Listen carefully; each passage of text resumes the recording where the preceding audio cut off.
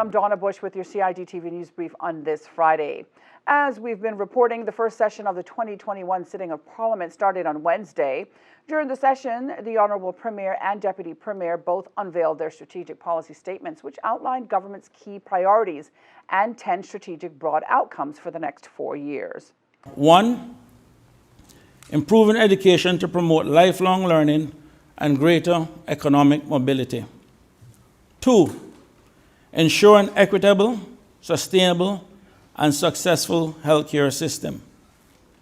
3. Providing solutions to improve the well-being of our people so they can achieve their full potential. 4. Strengthening good governance for more effective government. 5. Supporting climate change resilience and sustainable development. 6. Increasing social justice in the workforce. 7. Utilizing sports to enhance the lives of our people. 8. Building a modern infrastructure to ensure a successful future for our islands. 9. Improving our financial services as an industry, product, and economic driver for our islands. And lastly, Mr. Speaker, number 10, improving our tourism industry as a product and economic driver.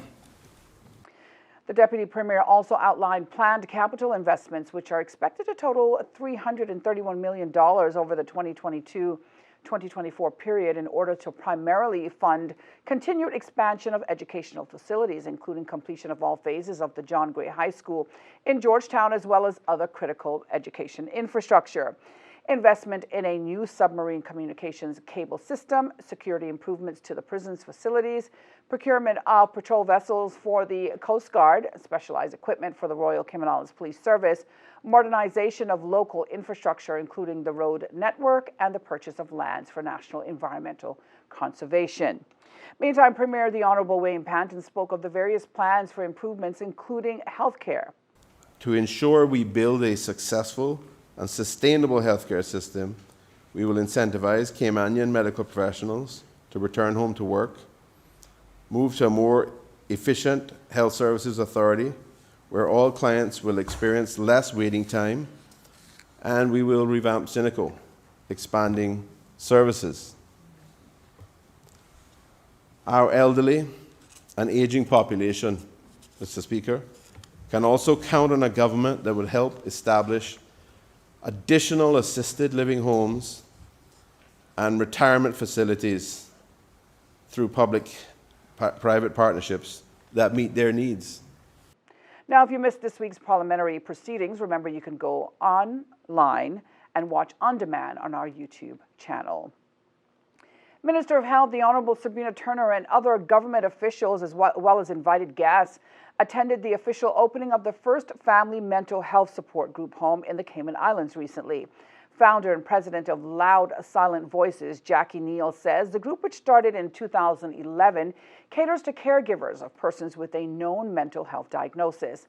Minister Turner, in her remarks, said the opening for her is a wonderful sign of hope that our community is indeed listening and rising to the occasion.